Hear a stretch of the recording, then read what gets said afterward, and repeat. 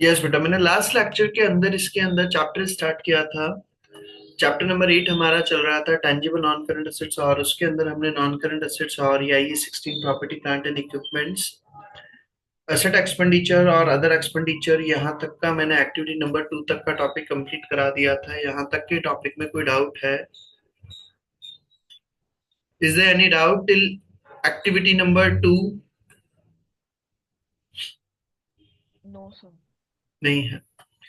चलिए, तो हम इसी का आगे का नेक्स्ट टॉपिक स्टार्ट करते हैं। आइए 16 प्रॉपर्टी प्लांट एंड इक्विपमेंट। जब आपको प्रॉपर्टी प्लांट एंड इक्विपमेंट्स को अगर बुक्स के अंदर वैल्यू को रिकॉर्ड करना होता है तो हम उसको कौन सी वैल्यू पर रिकॉर्ड करते हैं? तो ध्यान से समझना, इस पर क्वेश्चन पुटअप हो जाता है।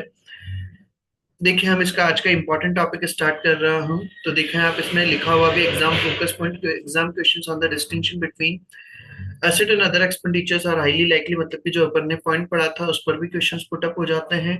एसेट एक्सपेंडिचर में क्या पॉइंट आते हैं, अदर एक्सपेंडिचर्स में क्या पॉइंट आते हैं। उसी के बाद में फिर हम आगे स्टार्ट कर रहे हैं आईए 16 प्रॉपर्टी प्लांट एंड इक्विपमेंट, जो हमने कल भी पढ़ा था।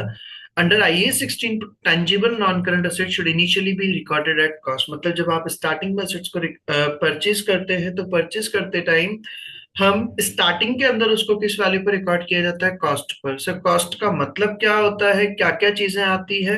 कॉस्ट प्राइस का मतलब उस एसेट को परचेज करने का अमाउंट, उसको बिजनेस प्लेस में लाने तक जो भी आपके एक्सपेंसेस होते हैं वो सारे इंक्लूड किए जाते हैं। तो लिखा हुआ है IA 16 list that the components that make up the cost of an item of property plant and equipment as follows. क्या क्या लिया जाएगा? First of all, purchase price.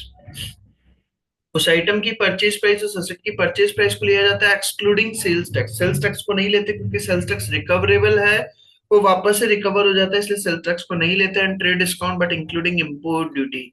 अगर आपने फॉरेन कंट्री से अगर एसेट मंगाई है तो उस पर जो इम्पोर्ट ड्यूटी लगी है उसको हम एसेट की कॉस्ट के अंदर इंक्लूड करते हैं। तो मैंने सबसे पहली चीज तो क्या बोला, एसेट्स को हम रिकॉर्ड करते हैं किस पर? At cost price.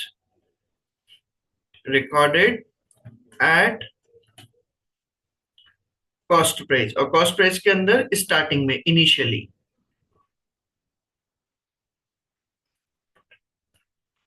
और परचेज प्राइस के अंदर हम क्या क्या लेते हैं? सेल्स टैक्स को हटा देते हैं, excluding sales tax and trade discount but including import duty. इसके अलावा लिखा हुआ है initial estimate of the cost of dismantling and removing the item. मतलब बेटा, अगर सपोज मान लो मेरी कोई पुरानी एसेट है, ये मेरा घर है, हाउस है, पुराना ओल्ड हाउस है, मैंने परचेज करी है, या ओल्ड हाउस को मैंने परचेज किया है। अब मैं इस ओल्ड हाउस को, परचेज किए हुए हाउस को मैं क्या करूंगा? डिसमेंटल करूंगा। डिसमेंटल करना मतलब उसको पूरा हटाऊंगा, उसको तोड़ूंगा, उस मकान को मैं हटा करके, और फिर उसको पूरा प्लॉट करके उस पर मैं अपनी बिल्डिंग कंस्ट्रक्ट करूंगा। डिसमेंटल करके उस पर मैं क्या करूंगा? न्यू हाउस कंस्ट्रक्ट करूंगा। होता है या नहीं बेटा? अपन लोग, कई लोग अब जब प्रॉपर्टी परचेस करते हैं तो पुरानी कोई प्रॉपर्टी परचेस करी तो उसको तोड़ करके आप अपने अकॉर्डिंगली, अपनी डिजाइन के अकॉर्डिंगली, आपको जैसा इंटीरियर चाहिए, जैसा रूम चाहिए, जैसे डिजाइन चाहिए, वैसे अकॉर्डिंगली आप डिजाइन करते हैं। तो वो जो बेटा पुराना मकान है उसको आप तोड़ोगे, उसको तोड़ने करने का और इनों का जो एक्सपेंसेस होगा, एस्टिमेशन, डिसमेंटलिंग का जो एस्टिमेटेड कॉस्ट है, वो डिसमेंटलिंग कॉस्ट को भी हम क्या करते हैं? एसेट की कॉस्ट के अंदर इंक्लूड किया जाता है। तो initial estimate of the cost of dismantling, क्योंकि बेटा पुराना मकान है, अब अगर मान लो वो 2 फ्लोर का बना हुआ है, उसको अगर आप डिसमेंटल करेंगे तो उसमें सपोज 1 लाख का अगर एक्सपेंसेस इंकर्ड हो रहा है तो 1 लाख रुपीज जो है वो भी आपके एसेट की कॉस्ट में इंक्लूड किए जाते हैं। एंड रिमूविंग द आइटम, वो पुराने आइटम्स को हटाने में, मान लो पुराना वो मकान का जो भी वेस्टेज वगैरह हुआ उसको हटाएंगे। And restoring the site on which it is situated, उस पर रीस्टोर किया जाता है, उसको वापस से मतलब पुरानी पोजीशन पर लाया जाता है। तो वो जो भी आपका खर्चा होगा डिसमेंटलिंग का, रिमूविंग आइटम्स का, वो सब कुछ भी आप असेट की कॉस्ट के अंदर इंक्लूड करते हैं। उसके अलावा और क्या लिखा हुआ है उसके अंदर? Direct attributable cost. Direct attributable cost मतलब कि जो डायरेक्टली उसी से रिलेटेड है।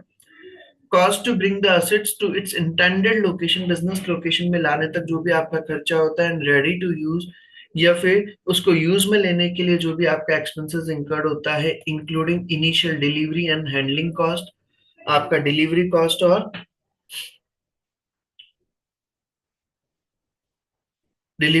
और हैंडलिंग कॉस्ट। आपका आपने मान लो कोई एसेट्स वगैरह कहीं से अगर मंगाई है तो वो डिलीवरी का खर्चा, हैंडलिंग वगैरह का मतलब लाने ले जाने का जो भी खर्चा हुआ, इंस्टॉलेशन एंड असेंबली कॉस्ट।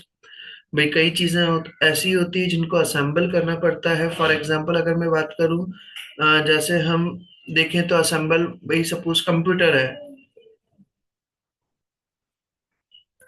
तो कंप्यूटर को आपको क्या कराना पड़ता है, असेंबल कराना पड़ता है। उसके अलग अलग पार्ट्स आते हैं, मदरबोर्ड, प्रोसेसर वगैरह, उनको असेंबलिंग कराने का कॉस्ट जो है वो भी एसेट की कॉस्ट के अंदर इंक्लूड किया जाता है। Cost of testing whether the asset is working properly और not.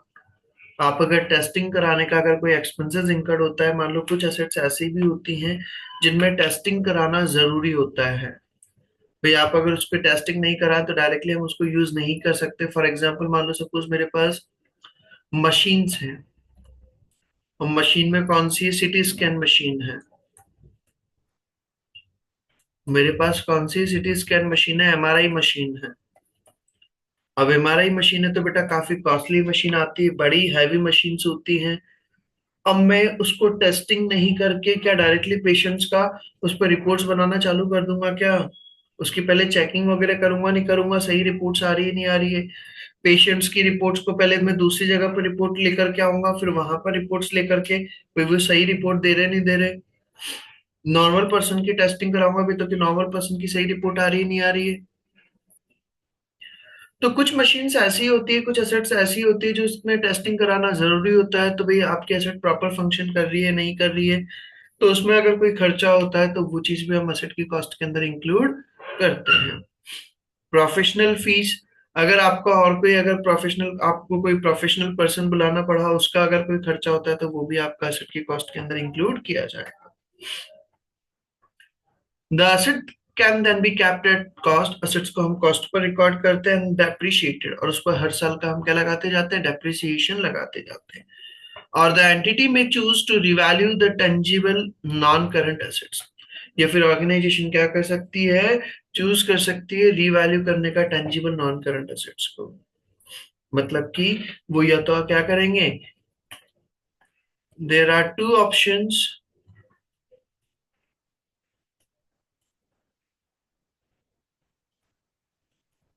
To show non current assets. First, at value remaining after charging depreciation. या तो आप क्या करें, डेप्रिसिएशन माइनस करने के बाद में जो वैल्यू बचती है उस पर आप शो करें, या फिर आप क्या करें, हर साल आप असेट्स का रीवैल्यूएशन करें एट रीवैल्यूड प्राइस। सर ये क्या होता है रीवैल्यूड प्राइस, ये अभी हम आगे पढ़ेंगे। ऑर्गेनाइजेशन के पास में ऑप्शन होता है तो कि वो हर साल क्या कर सकती है, एसेट्स का रीवैल्यूएशन करा सकती है, और रीवैल्यूएशन करा करके जो भी फिगर आता है उस वैल्यू पर भी हम एसेट्स को शो कर सकते हैं। तो जब आपको एसेट्स को शो करना होता है तो उसके दो मेथड्स होते हैं, या तो हम कैरिंग अमाउंट पे शो करें, कैरिंग अमाउंट का मतलब डेप्रिसिएशन डिडक्ट करके हम उस पर शो कर सकते हैं, या फिर हम उसको डिवैल्यूड अमाउंट पर भी शो कर सकते हैं। तो वही चीज बता रहे हैं यहाँ पर, the assets can then be capped at cost और डेप्रिशिएटेड, और the entity may choose to revalue its tangible non current assets। तो ये तो होगी बात हमारी कौन कौन सी कॉस्ट को हम एसेट्स की वैल्यू के अंदर इंक्लूड करेंगे। फिर दिया है द फॉलोइंग कॉस्ट में नॉट बी इंक्लूडेड, किन किन चीजों को हम इंक्लूड नहीं करेंगे। तो फर्स्ट पॉइंट दिया है हमारा the cost of maintenance contract. Maintenance contract क्या होता है बेटा, जैसे आपने मान लो सपोज लैपटॉप परचेज किया है,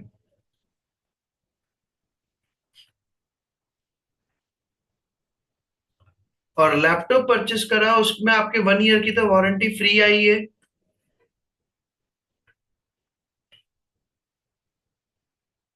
अब आपने क्या कराया, उसके साथ में मेंटेनेंस कॉन्ट्रैक्ट करवाया, एक्सटेंडेड वारंटी लिया है आपने मान लो,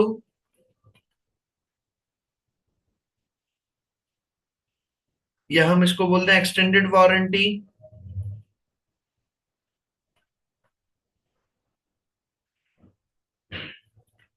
उस पर अगर आपका मान लो 600 का अगर आपका एक्सपेंसेस बैठ रहा है, 600 रुपीज आपको एक्स्ट्रा पे करने पड़े, तो वो जो 600 का अमाउंट है वो एसेट की कॉस्ट के अंदर इंक्लूड नहीं किया जाएगा, उसको हम कैपिटलाइज नहीं करेंगे, विल नॉट बी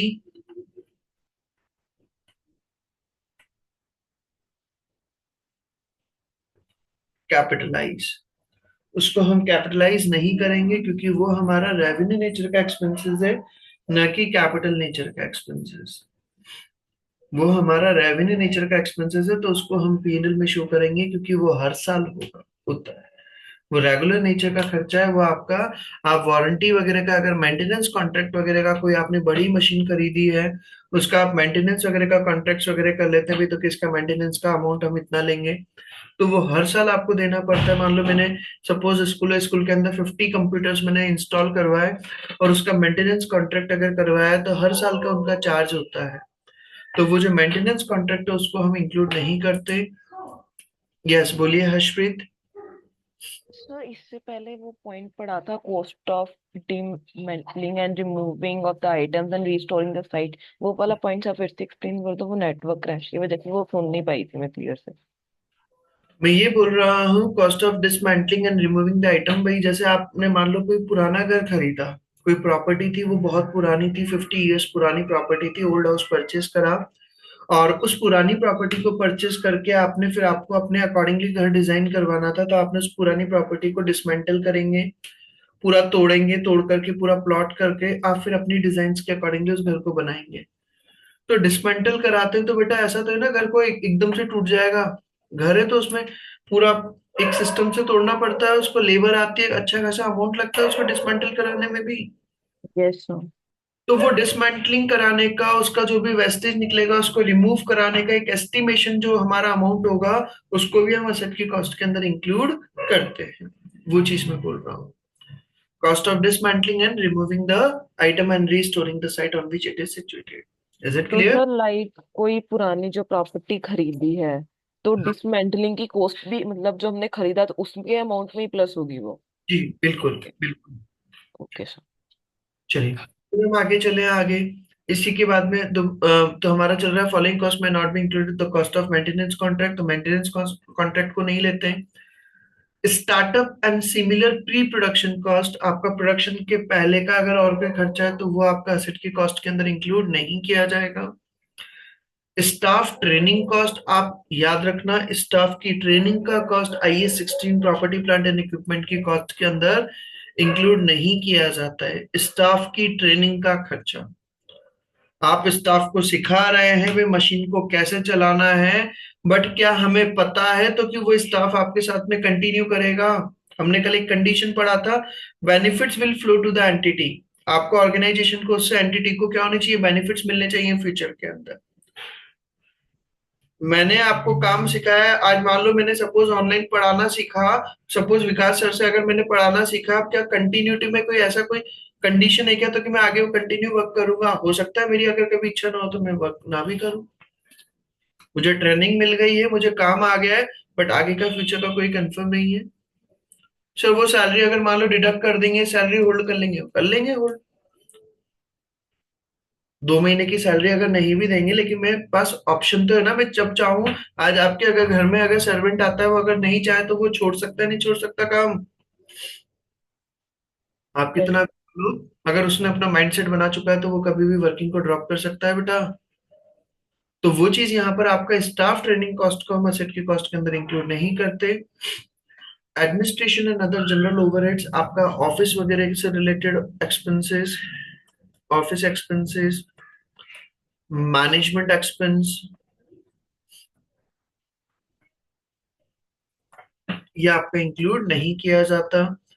इसके अलावा expenses of operation that are incidental to the construction और डेवलपमेंट ऑफ द आइटम, या फिर आप जो एक्सपेंसेस आइटम के डेवलप करने में, मतलब कि आपने प्रॉपर्टी परचेज कर लिया, परचेज करने के बाद में आप उसके बाद में अगर और कोई डिजाइन वगैरह करते हैं, फॉर एग्जांपल मान लो आपने घर में अगर कुछ इंटीरियर के अंदर कोई नई नई चीजें लेकर के आ रहे हैं, फाउंटेन लेकर के आए आप घर को सजाने के लिए, तो क्या वो भी आप घर की कॉस्ट के अंदर इंक्लूड करोगे क्या बेटा?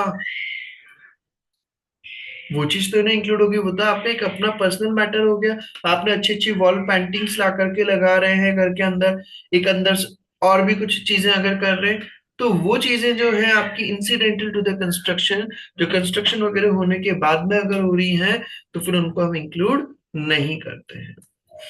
क्लियर पॉइंट यहां तक? Yes sir. फिर आगे लिखा हुआ ऑल ऑफ दिस आइटम्स, ये जो भी आइटम्स है यहां से लेकर यहां तक के जो हमने कैपिटलाइज नहीं करे will be recognise as an expenses. तो उसको हम एक्सपेंसेस की तरह ट्रीट करेंगे, और एक्सपेंसेस मानेंगे तो कहां पर शो करेंगे? स्टेटमेंट ऑफ पीएनएल के अंदर, rather than as part of cost of asset. उसको हम असेट की कॉस्ट में शो ना करके हम उसको कहां पे शो करेंगे? स्टेटमेंट ऑफ पीएनएल के अंदर। ठीक है सर, यहां तक की बात भी हो गई। भाई नॉर्मली हम नॉन करंट एसेट्स को कहां पे शो करते हैं? बैलेंस शीट में। लेकिन अगर नॉर्मल अगर एक्सपेंसेस वगैरह होंगे तो वो कहां पर जाएंगे? पीएनएल के अंदर जाएंगे। Recording of non-current assets in the statement of financial position. The acquisition of non-current assets results is an increase in assets, and therefore within the general ledger, a debit entry is posted to the relevant property, plant and equipment account. भाई सीधी सी बात है, आपने अगर कोई property purchase करी है, तो purchase करी तो एसेट्स की वैल्यू बढ़ेगी, एसेट्स इंक्रीज होगी तो उसको हम क्या करेंगे? डेबिट करेंगे। भाई आप एंट्री क्या करोगे? Debit property plant and equipment account और क्रेडिट बैंक अकाउंट, और अगर उधार में खरीदी तो ट्रेड पेएबल अकाउंट। यही एंट्री बनेगी क्या बेटा हमारी? Yes sir. फिर एक पॉइंट आया था ऊपर हमारा, staff cost, staff training cost. जो मैंने अभी यार बताया आपको, स्टाफ ट्रेनिंग कॉस्ट को हम वैसे एसेट की कॉस्ट के अंदर इंक्लूड नहीं करते हैं, बट कुछ चीजों में इसका एक्सेप्शन भी है। तो एक बार पहले मैं रीड आउट करता हूँ, फिर मैं समझाता हूँ। ये इंपॉर्टेंट है, इस पर क्वेश्चन पुट अप हो जाता है।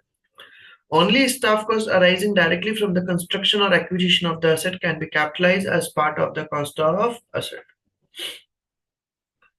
अगर आपके बिल्डिंग कंस्ट्रक्शन से रिलेटेड या एसेट एक्विजिशन से रिलेटेड अगर आपका स्टाफ का खर्चा है, can be capitalise as part of the cost of asset. The cost of training staff to use a new asset, अगर आपने कोई एसेट को, नई एसेट को यूज कर रहे हैं, उसकी ट्रेनिंग वगैरह का अगर कोई खर्चा होता है, can not be capitalise because it is not probable that the economic benefits will be generated from training the staff. क्योंकि वहां पर हमारा पता नहीं है, तो कि हम फ्यूचर में हम एम्प्लॉयज को ट्रेनिंग दे रहे हैं तो उससे हमें बेनिफिट मिलेगा या नहीं मिलेगा। As we can not guarantee that those staff will stay and use the asset. हम कंफर्म नहीं कर सकते तो कि वो एसेट, वो स्टाफ जो हमारे साथ में काम करेगा, बेनिफिट देगा। The cost of training staff should be expensed. तो इसलिए हमारा जो ट्रेनिंग देने का, स्टाफ को ट्रेनिंग का जो खर्चा होता है उसको हम एक्सपेंसेस के फॉर्म में शो करते हैं। Watch out for this in your exam. मतलब आप इस चीज को एग्जाम में आपके क्वेश्चन पुट अप हो सकता है। और ऊपर जो लिखा हुआ है, only staff cost arising directly from the construction और एक्विजिशन ऑफ असेट्स। मतलब कि आपने अगर मान लो स्टाफ लगा रखा है, स्टाफ किस चीज में यूज हो रहा है? Suppose staff use in construction of building. Building के कंस्ट्रक्शन में अगर आपका स्टाफ यूज होता है, उसका जो कॉस्ट है, cost of staff used in construction of building will be included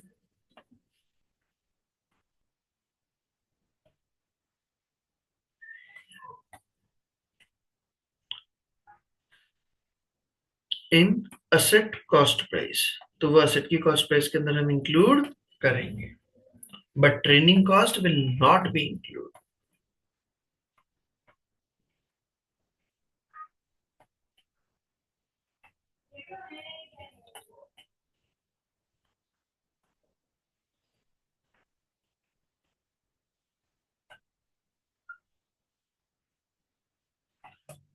ये पॉइंट समझ में आ गया है क्या? स्टाफ ट्रेनिंग कॉस्ट और स्टाफ कॉस्ट का। भाई आप अगर स्टाफ वगैरह लगाते हैं और अगर उसी चीज से असेट वगैरह का यूज करने का और इनों का अगर, तो ऑब्वियसली वो तो हमारा क्या होगा? आपका एसेट के कॉस्ट में। बट आप स्टाफ को ट्रेनिंग वगैरह देने का अगर खर्चा करते हैं, तो वो चीज हमारा, क्योंकि कंस्ट्रक्शन वगैरह में आप स्टाफ लगा रहे हो तो ऑब्वियसली वो तो जरूरी है।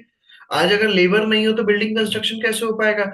ऑनर खुद तो इन्हें बनाने बैठेगा बेटा, वो लेबर लगाता है नहीं लगाता है। तो वो जो लेबर का खर्चा है वो बिल्डिंग कंस्ट्रक्शन की कॉस्ट में इंक्लूड करेंगे हम उसको। लेकिन आप स्टाफ को ट्रेनिंग दे रहे हैं तो वो चीज नहीं ली जाएगी। क्लियर पॉइंट यहां तक? Yes sir.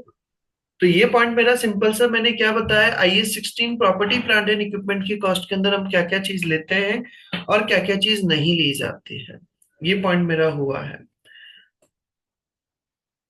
उसी के बेसिस पे एक्टिविटी नंबर 3 दे रखा है, इसको हम देखते हैं क्या बोला। On 10 December 2017 an entity bought a machine and the breakdown on the invoices showed, आपको ऑर्गेनाइजेशन ने क्या करा, एक नई मशीन खरीदी और उनके क्या क्या एक्सपेंसेस हुए। मशीन की कॉस्ट है कितनी, $20,000। डिलीवरी कॉस्ट लगा आपका $200 एंड 1 ईयर मेंटेनेंस कॉन्ट्रैक्ट का अमाउंट है कितना, 900। टोटल बता दिया कितना, 21,100। इसके अलावा बता दिया further installation cost of $500 were also incurred. इसके अलावा आपका इंस्टॉलेशन का खर्चा बैठ गया कितना, $500 का। आपसे पूछा क्या है, at what amount should the machine be capitalise in the entity records, मतलब मशीन की कैपिटलाइज वैल्यू बतानी जो हम बैलेंस शीट में शो करेंगे। To be shown in SOFP, SOFP के अंदर हमें किस वैल्यू को शो करना है वो वैल्यू हमें बतानी है। तो यहाँ पर क्या क्या लेंगे बेटा, सबसे पहले एसेट की कॉस्ट प्राइस लेंगे क्या, 20,000। फिर ये डिलीवरी कॉस्ट ये लेंगे नहीं लेंगे एसेट की कॉस्ट प्राइस में, यस सर। लेंगे सर। और मेंटेनेंस कॉन्ट्रैक्ट, मेंटेनेंस कॉन्ट्रैक्ट का अभी हाल पढ़ाया था कि बेटा मैंने, मेंटेनेंस कॉन्ट्रैक्ट को नहीं लिया जाता, ये लिखा हुआ sir.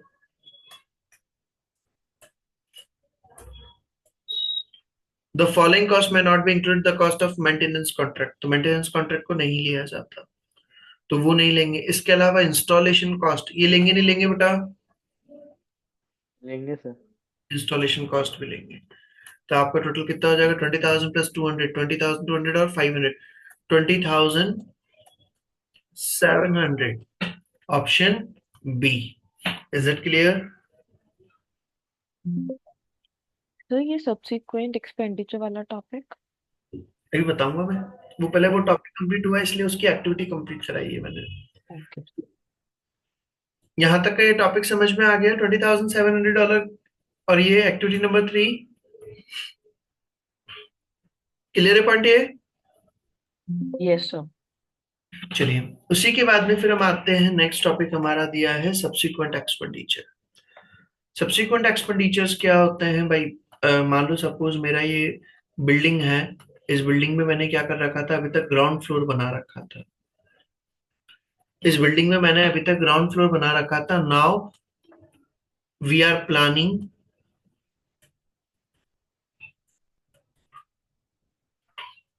To construct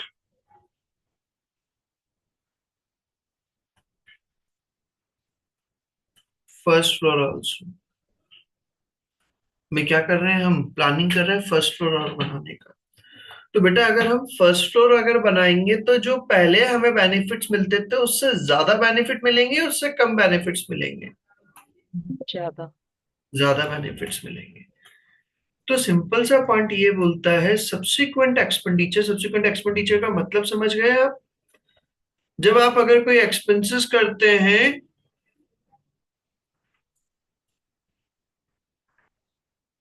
means those expenditure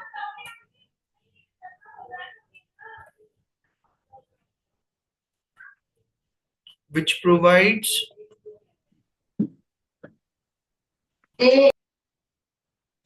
benefits more than benefits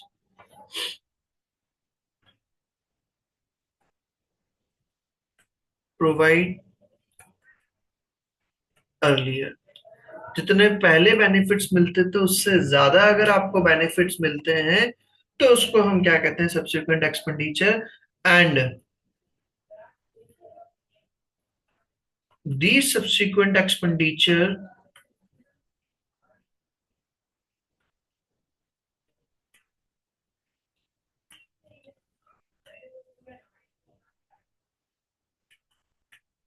will be capitalise, तो उनको हम क्या कर देंगे, कैपिटलाइज कर देंगे। It means it will be included in cost price of asset।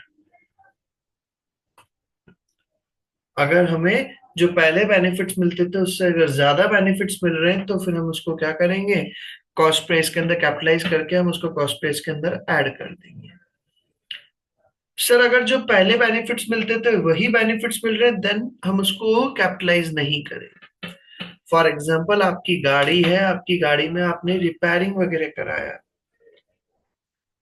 तो वो एक्सपेंसेस जो है क्या आप उसको सब्सिक्वेंट एक्सपेंडिचर बाद में तो हुआ है असेट खरीदने के बाद में, बट क्या हम उसको कैपिटलाइज करेंगे क्या? क्या हम उसको कैपिटलाइज करेंगे क्या बेटा? नो वो सर। नहीं करेंगे। रीजन क्योंकि वो उसके मेंटेनेंस के लिए क्या है, जरूरी है, इसेंशियल है। अगर आप गाड़ी में अगर रिपेयरिंग वगैरह नहीं कराएंगे तो ऑब्वियसली, बट आपने गाड़ी में अगर मॉडिफिकेशन करा लिया, जैसे कार वगैरह में होता है मॉडिफिकेशंस, कई लोगों को आपने देखा होगा अपनी कार्स वगैरह में मॉडिफिकेशन करा लेते हैं, मेजर चेंज करा लेते हैं, अंदर का इंटीरियर पूरा चेंज कर देते हैं कार का, होता है बेटा। तो वो जो एक्सपेंसेस हुआ है वो बेनिफिट जो है, वो पहले जो कार की वैल्यू थी, कार का जो बेनिफिट था, उससे अब अलग बेनिफिट मिल रहा है नहीं मिल रहा है आपको? मान लो मेरे पास इनोवा क्रिस्टा और उसके अंदर की मैंने पूरी सीट्स वगैरह को हटा करके एक लग्जरी लुक में मैंने सिर्फ 2 सीट लगा दी और बाकी पूरा सिस्टम हटा दिया है, उसको एक अच्छा वो बना दिया है वैनिटी वैन के पैटर्न पे, या कुछ और कुछ अगर चेंज कर दिया है, एक लग्जरी उसमें यूज हो सके, वो कहीं पर वेडिंग्स वगैरह में और इनों में यूज हो सके, अलग उसमें मॉडिफिकेशंस कर दिए हैं, तो वो जो एक्सपेंडिचर होगा वो हमारा क्या होगा, सब्सिक्वेंट एक्सपेंडिचर। तो क्या लिखा हुआ है यहाँ पर, subsequent expenditure is added to the carrying amount of the asset. Subsequent expenditure को हम क्या करते हैं, केयरिंग अमाउंट में ऐड करते हैं, but only when it is probable, लेकिन वो तभी किया जाएगा that future economic benefits in excess of the originally assessed standards of the performance of the existing asset। तो कि जो भाई जो आपको एग्जिस्टिंग एसेट से जो आपको स्टैंडर्ड परफॉर्मेंस से जो आपको बेनिफिट्स मिलते थे, उससे आपको फ्यूचर बेनिफिट जो फ्यूचर में मिलेंगे वो आपको इकोनॉमिक बेनिफिट्स क्या होंगे, ज्यादा होंगे, and will flow to the enterprise, और वो एंटरप्राइज को फ्लो होंगे। All other subsequent expenditures is simply recognized as an expense in the period in which it is incurred। और बाकी सभी जो भी एक्सपेंडिचर होंगे उसको हम क्या करेंगे, पीएनएल के अंदर शो किया जाएगा। आगे पॉइंट समझ में, मतलब कि फ्यूचर में अगर आपका कोई भी एक्सपेंसेस होता है और उससे अगर ऑर्गेनाइजेशन को बेनिफिट मिलता है, और वो बेनिफिट जो है वो पहले के जो बेनिफिट्स थे उससे अगर एग्जिस्टिंग बेनिफिट से अगर ज्यादा बेनिफिट्स मिलते हैं तो हम उसको कैपिटलाइज कर दिया जाएगा। फिर आगे आता है point, the important point that here is whether any subsequent expenditure on an asset improve the conditions of the asset beyond the previous performance. भाई जो आपकी प्रीवियस परफॉर्मेंस थी उससे अगर आपका कंडीशंस में अगर इंप्रूवमेंट आता है तो उसको हम क्या मानेंगे, सब्सिक्वेंट एक्सपेंडिचर। एग्जांपल्स बता दी, modification of an item of plant to extend its useful life, ताकि उसकी लाइफ बढ़ जाए। आपने आपकी चीजों के अंदर कोई बहुत ज्यादा मॉडिफिकेशंस वगैरह करा दिए, कोई नए नए सिस्टम्स ला दिए, इंक्लूडिंग इंक्रीज कैपेसिटी, ताकि उसकी कैपेसिटी भी बढ़ जाए, कि उसकी लाइफ बढ़ जाए, तो वो चीज हमारा क्या होगा, modification. Upgradation of machine parts to improve the quality of outputs. आपने आउटपुट की क्वालिटी को बढ़ाने के लिए क्या कर दिया, अपग्रेडेशन करा दिया, मॉडिफिकेशन कराना, अपग्रेडेशन कराना। या फिर adoption of new production process, या आपने कोई नया तरीका ला लिया, लेकर के आ गए, leading to large reduction in the operating cost, ताकि आपके ऑपरेटिंग कॉस्ट क्या हो जाए, कम हो जाए।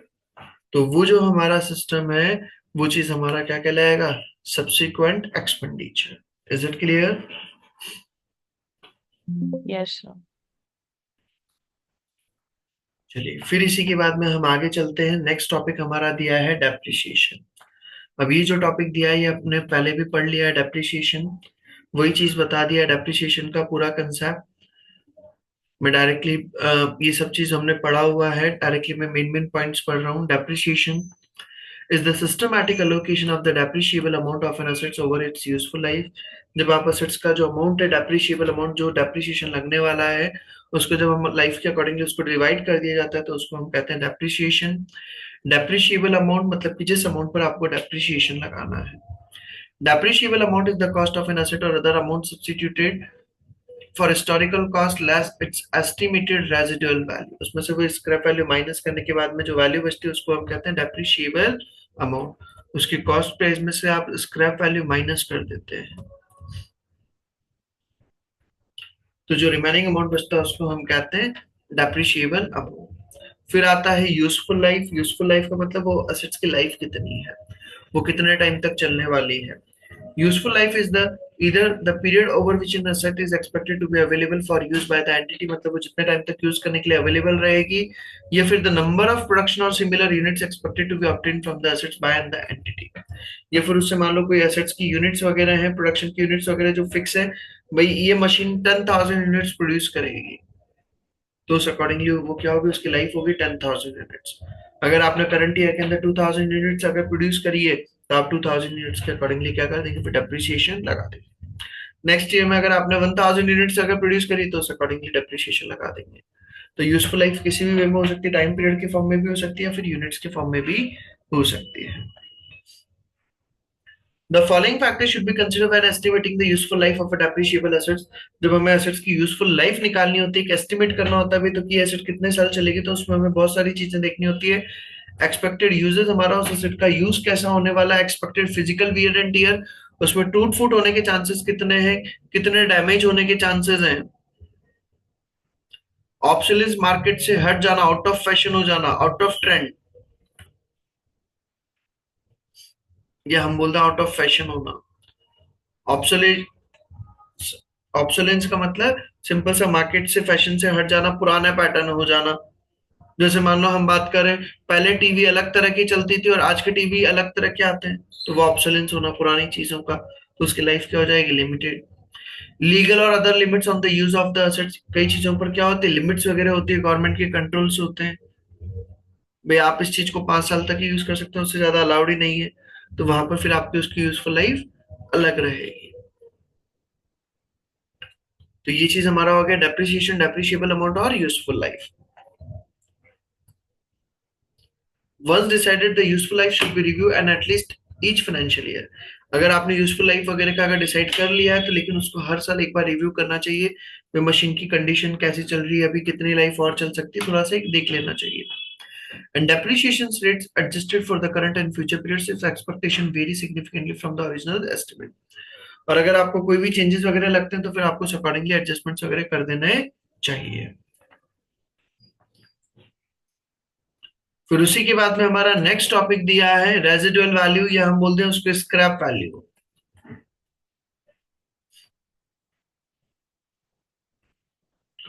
Residual value of an asset is estimated amount that an entity would currently obtain from the disposal of the assets। उस assets को अगर वो डिस्पोज करेंगे, तो उनसे जो अमाउंट मिलेगा उसको हम क्या कहेंगे, residual value after deducting the estimated cost of disposal. अगर उसको डिस्पोजल करने में अगर कोई खर्चा होता है, तो वो लगभग लगभग जो खर्चा होगा उसको माइनस करने के बाद में जो अमाउंट हमें बचेगा, उस अमाउंट को हम क्या कहेंगे, रेजिडुअल वैल्यू या scrap value. If the assets were already of the age and in the conditions expected at the end of its useful life, अगर वो एज हो चुकी है उसकी, तो वो जो भी उसकी यूजफुल लाइफ उसके एंड होने के बाद में जो अमाउंट हमें एक्सपेक्टेड है, expected amount to be received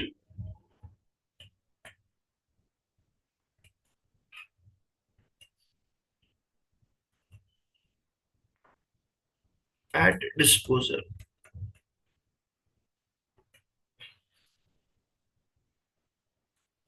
तो उसको हम क्या कहते हैं, रेजिडुअल वैल्यू। ये एग्जांपल्स वगैरह बता दी, एक बार आप रीडिंग लगा लेना, ये आ जाएगा समझ में। उसी के बाद में फिर दिया है हमारा मेथड्स ऑफ डेप्रिसिएशन। दो मेथड्स होते हैं हमारे डेप्रिसिएशन लगाने के, स्ट्रेट लाइन मेथड और डिमिनिशिंग बैलेंस मेथड। ये सब चीज मैं पढ़ा चुका हूँ, इसलिए मैं थोड़ा सा स्पीडली चल रहा हूँ बेटा। स्ट्रेट लाइन मेथड जिसके अंदर हमारा डेप्रिसिएशन का अमाउंट क्या रहता है, सेम रहता है, उसका डेप्रिसिएशन लगाने का फॉर्मूला होता है cost minus scrap value upon life, या फिर हम cost minus residual value into percentage जो भी होगा आपका, वो उससे निकल जाता है। रेजिडुअल वैल्यू का मतलब वो इसकी स्क्रैप वैल्यू, और लाइफ का मतलब भी बता चुका हूँ। ये भी हम एक्टिविटी नहीं बता रहा हूँ मैं आज आपको, एक्टिविटी कल बताऊंगा, मैं पहले थ्योरी समझा रहा हूँ। फिर उसी के बाद में हमने सेकंड पढ़ा था diminishing balance method. Diminishing balance method के अंदर जब आपका डेप्रिसिएशन क्या रहता है, हर साल डिक्लाइन होता जाता है, तो उसको हम क्या कहते हैं, diminishing balance method. This method is suitable where the benefits obtained by the business from using the assets decline over time. For example, a machine which may become progressively less efficient as it gets older. ये machine जैसे जैसे पुरानी होती जाती है उसकी value कम होती जाती है, उसकी एफिशिएंसी कम होती जाती है, तो वहां पर हम डिमिनिशिंग बैलेंस मेथड यूज कर सकते हैं. This method does not take account of any residual value. इस मेथड के अंदर रेजिडुअल वैल्यू का कोई कंसेप्ट नहीं होता. और since the carrying amount under this method will never reach zero, क्योंकि इसके अंदर carrying amount कभी भी जीरो नहीं होगा और आपको डेप्रिसिएशन रेट का जो परसेंटेज है वो क्वेश्चन में दिया हुआ रहेगा. तो डेप्रिसिएशन कैसे निकालेंगे? जो भी आपका कैरिंग अमाउंट है इनटू डेप्रिसिएशन का रेट. मान लो 10% है, एसेट्स की वैल्यू 90,000, तो 90,000 का 10% आपको क्या जाएगा? डेप्रिसिएशन. कैरिंग अमाउंट हमें निकालना, तो वो कैसे निकलता है? Cost minus accumulated depreciation to the date. आज तक का कितना डेप्रिसिएशन लग चुका है. यहां तक का पॉइंट क्लियर है बेटा सभी को?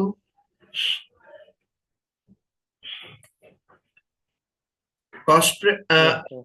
एसएलएम मेथड और स्ट्रेट लाइन मेथड और डिमिनिशिंग बैलेंस मेथड, ये दोनों पॉइंट का समझा दिया है. कल हम इसी के अंदर activity number 4 straight line method के अंदर हम कैलकुलेशंस कैसे करते हैं वो चीज मैं बताता हूँ स्ट्रेट लाइन मेथड का. और activity number 5 diminishing balance method, ये दोनों पॉइंट के हम क्वेश्चंस वगैरह कल डिस्कस करते हैं. फिर इसकी जनरल एंट्री कैसे होती है वो सब चीज हम कल डिस्कस करेंगे. ठीक है बेटा? Yes sir.